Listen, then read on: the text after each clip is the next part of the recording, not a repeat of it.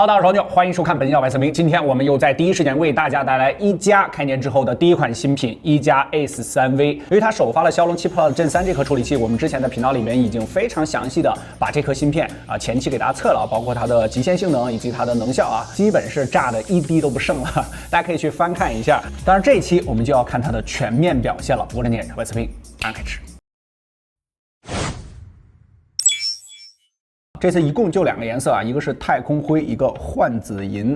好讲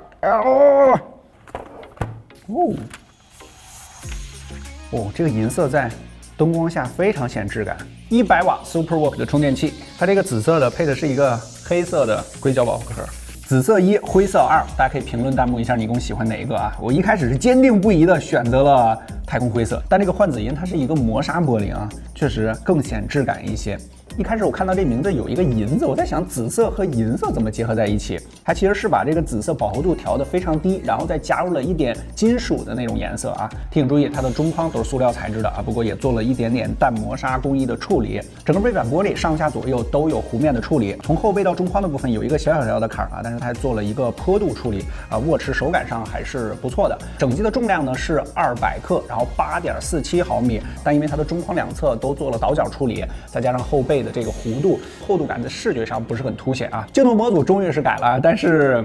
我感觉也没什么特别明显的特点就是中规中矩吧。它这2个镜头加下边这个环形闪光灯，如果不加外边这个包圈的话，那就和三星确实比较像了就是平地起高楼的那种风格。加上这个包圈了之后呢，整体感稍微会更强一些。但我让内部小伙伴看了一圈都觉得这个镜头底座如果稍微做再窄那么一点点这气质感会更加强一些。2个镜头在大模组的基础上还要再凸起那么一丢丢。它的闪光灯呢是下凹的这么一个设计整个机的质感方面其实营造的还是不错的，有机会线下大家可以去看一下。这紫色让我想起了它那个客型定制版转到正面，首先它这个指纹的位置是比较靠下的是一个短焦的边框的控制上提醒注意，它是3边不等宽，2侧是一个尺寸做的都比较窄，顶部呢稍微宽那么一丢丢因为上面的这个耳角呢你会感觉稍微凸起那么一点点，下巴呢要比这个额头再宽那么一点点，但即便是下巴最宽的这个地方绝对值也不是特别宽，所以视觉上感受还好这块屏幕是6.74英寸，是来自天马的 U8 Plus 的这个材料，然后 1.5K PPI 呢是达到了450，前期体验的这段时间里边还是表现不错的在屏幕亮度方面，我们数据库实测了一下，全局手动最高是500尼特，而全局的峰值亮度可以到1100尼特，相比于之前测试的其他机型，手动和激发亮度更偏保守了一些。在室内使用这亮度肯定是没问题的不过在光线强的室外，这个亮度可能稍微要暗一些了。性能方面，骁龙7 Plus Gen 3我们之前出过专题视频这个总结特性就是 CPU 部分和骁龙8 Gen 3的核心代号相同，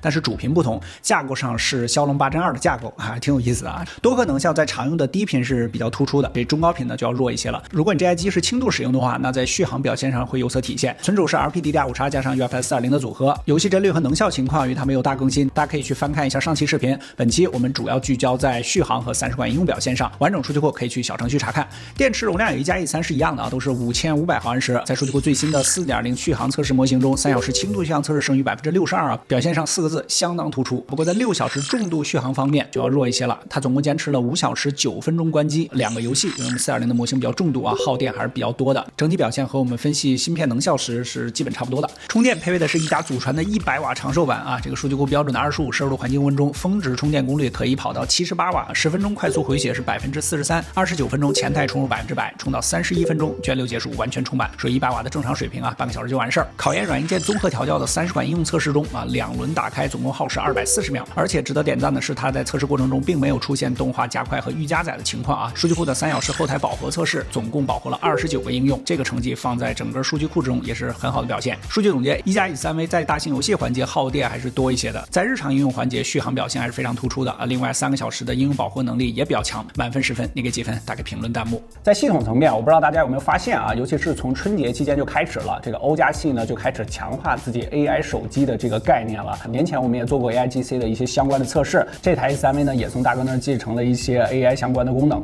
之前我们问不同手机的这个助手 AI 能力谁最强当时我们问魅族的，然后结果是说 OPPO 的这个最强。我们以相同的问题问一下小布啊，这个国内厂商哪家 AI 能力最强？结果是这样的，大家可以把自信2个字打在公屏上啊。其他小布的功能也是一并延续。我们这阵子体验还不错的，一个是 AI 绘图，另外一个就是 AIGC 消除。我们也用 AI 画了一些画啊，大家能猜出来我们的关键词是什么吗？可以打在公屏上。AIGC 相信有对象或者说经常喜欢出去玩的小伙伴会比较喜欢啊。这个像一些小物件啊，或者说照片中不小心出现的路人，都可以优化消除一下，这效果大家可以看一下，主观觉得还是可以的。还有一个比较有趣的功能是小布连麦，我们也实际体验了一下。动物园里什么动物最安静啊？我觉得在动物园里，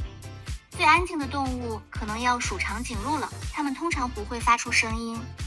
不应该是猩猩吗？我说的是大猩猩。大猩猩确实是一种非常非常安静的动物，它们有着与人类相似的智。你没有 get 到我的意思。我可能没有完全理解你的意思，你能再跟我说说吗？我会尽力去理解的。因为大猩猩会悄咪咪啊。你这个形容好有趣啊！至于 ColorOS 14之前出过详细的体验视频，大家可以翻看一下。但有一点值得说的就是，它终于支持息屏下直接指纹解锁了啊！影像方面，它没有给你搞一个凑数的3摄啊，主摄是一颗 MX882，听这名字可能稍微有点陌生啊，但其实它就是之前 MX586的一个小迭代款啊，1.95英寸比的一个传感器，也是带 OS 光学防抖的。下方是一颗800万的广角镜头 f2.2 的光圈，我们实拍看一下。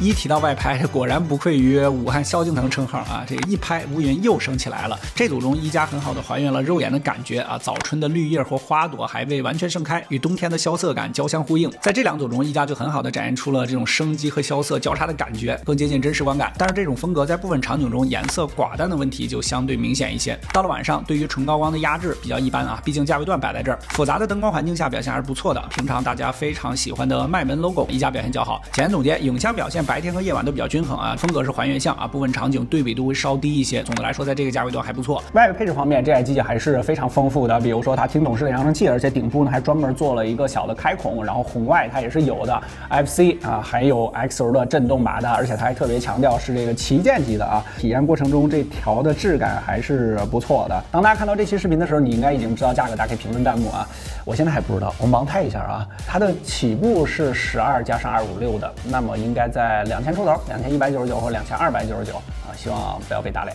今年欧加系虽然在宣传上面一直强化自己 AI 手机的这个概念，但是在硬件配置上啊，这台机器给的还是比较满的啊，就是硬件底它也做的还不错啊。本期视频出现的所有实测数据，我们都已经在第一时间更新到了小白测评数据库小程序，你可以随时随地免费查看。满分10分的话，一加 Ace3V 你给几分呢？如果觉得本期视频对大家产生一点帮助，记得在下方给我们点个赞，我们是连夜干片啊，特别感谢。我是年小白测评，我们下期视频再见。